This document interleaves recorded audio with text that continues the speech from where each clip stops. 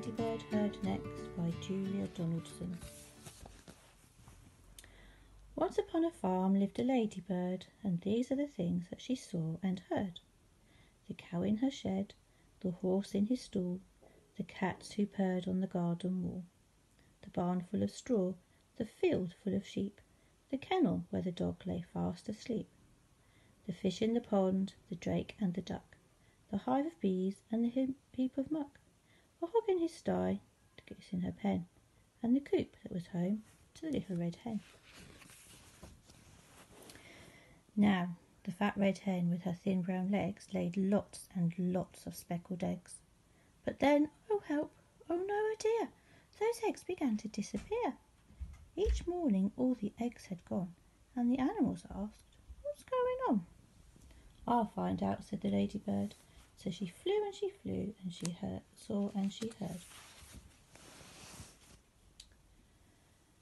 She saw two men in a big black van, with a torch and a sack and a cunning plan. They were Hefty Hugh and Lanky Len, who had been to jail but were out again.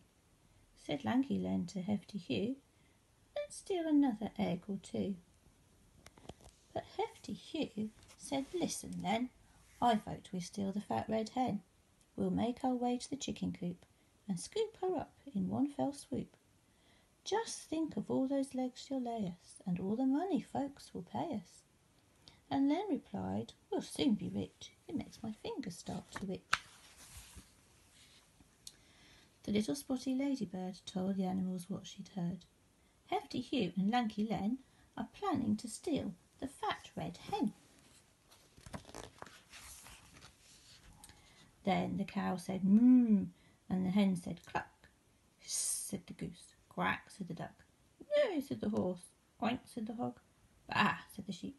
"Woof," said the dog. And the two cats meowed, "Those bad, bad men, we can't let them steal the fat red hen." But the ladybird said, "Listen quick, I've thought of a really clever trick." At dead of night, the two bad men opened the coop and snatched the hen. But the fat red hen began to cluck. "Why did you steal the downy duck?" "Her eggs are bigger far than mine, and people say they taste divine." "Good thinking that," said Lanky Len. They tiptoed to the pond. But then the downy duck began to quack. "Oh, please don't put me in your sack. Why don't you steal the goose instead? She's bigger still and better fed. Her eggs are huge and tasty too." "Good thinking that," said Hefty Hugh.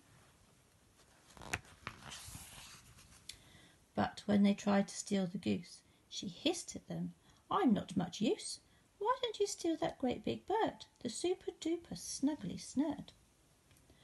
"What?" said Len. "And who?" said Hugh. The goose replied, "I thought you knew. She lays the biggest eggs of all. Each one looks like a rugby ball." The duck joined in. "She's friendly too. I'm sure she'd love to live with you. She'll put an end to all your cares. You'll very soon be millionaires." "Where is this snurd?" asked Lanky Len.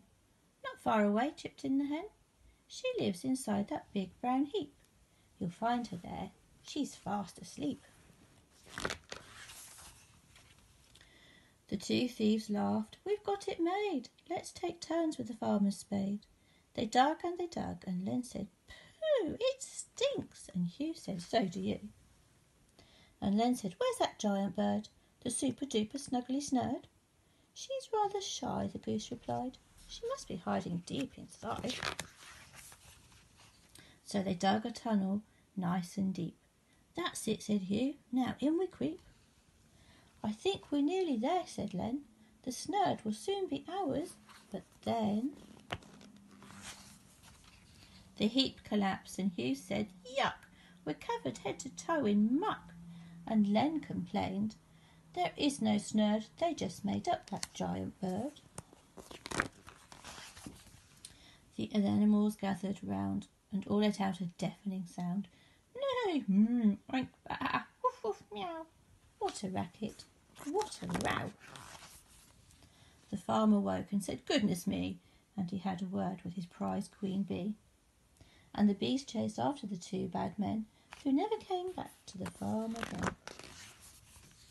Then the cow said moo, and the hen said cluck. Hiss, said the goose. Quack, said the duck. Neigh, said the horse. Oink, said the hog. Baa, said the sheep. And woof, said the dog.